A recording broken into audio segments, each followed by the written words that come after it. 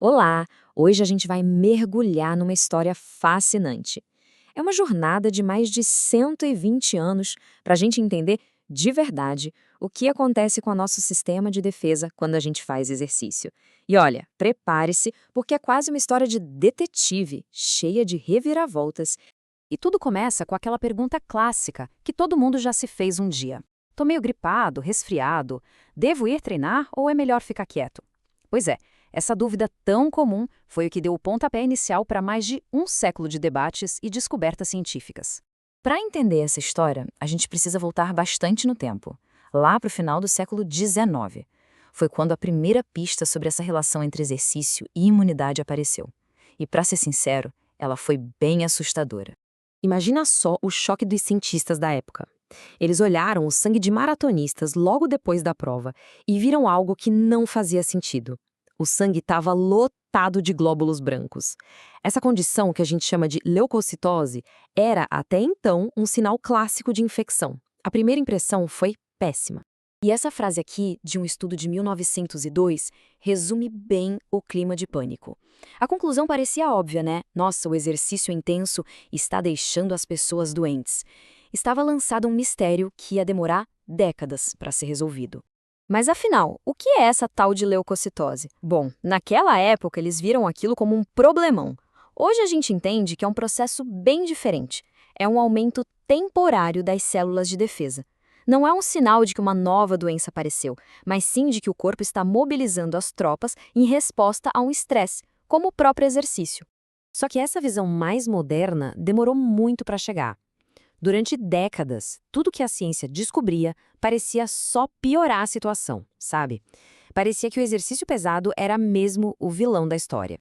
Se a gente olhar essa linha do tempo, fica fácil entender o porquê de tanta preocupação. Nos anos 40, associaram o exercício com a paralisia da pólio. Nos anos 70, com mortes súbitas. E aí, nos anos 80, vieram os dados. Ultramaratonistas ficavam bem mais doentes depois das provas do que quem não corria. O cenário parecia bem sombrio para o exercício. E foi daí que nasceu uma teoria que dominou o mundo por muito tempo. A famosa teoria da janela aberta. A ideia era que depois de um treino muito forte, o nosso sistema de defesa ficava meio desligado, sabe? Como se abrisse uma janela no corpo, deixando a gente totalmente vulnerável a qualquer vírus ou bactéria que estivesse dando bobeira por ali. Mas aí, como em toda boa história de detetive, acontece uma virada. Um momento em que uma nova tecnologia aparece e muda completamente as regras do jogo. E para a imunologia do exercício, esse momento chegou com tudo nos anos 80. O nome da tecnologia é citômetro de fluxo. Pensa que isso foi como dar um super microscópio para os cientistas. Antes, eles só contavam o número total de soldados, os glóbulos brancos.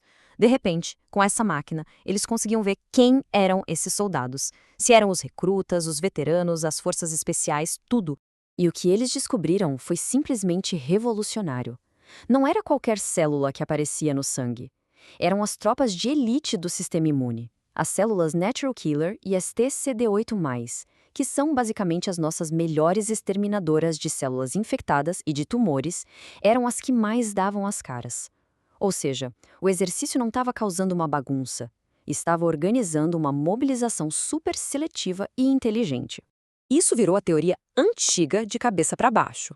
O sistema imune não estava enfraquecendo. Ele estava, na verdade, ficando mais esperto. E é aqui que a gente entra no novo paradigma, o da imunovigilância, que reescreveu tudo o que a gente achava que sabia. A melhor forma de pensar nisso é como uma operação militar.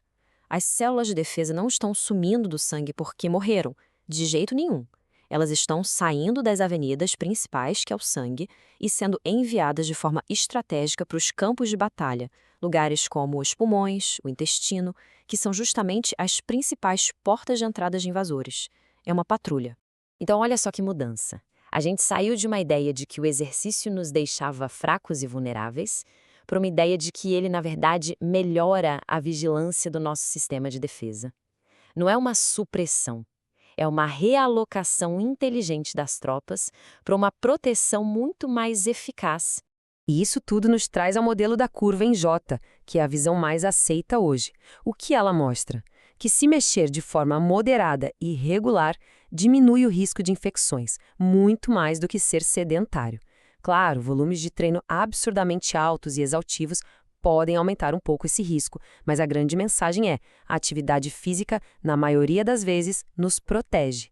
Com essa nova ciência, o exercício deixou de ser um possível vilão e virou uma das ferramentas mais incríveis da medicina moderna.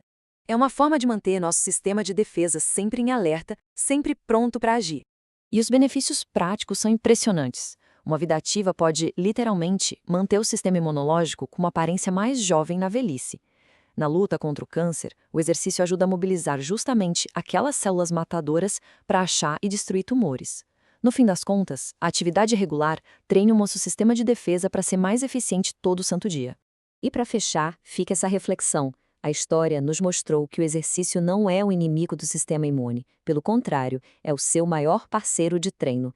Ele não abre uma janela para a doença entrar, ele envia patrulhas para proteger todas as nossas fronteiras. Agradeço a companhia nessa análise.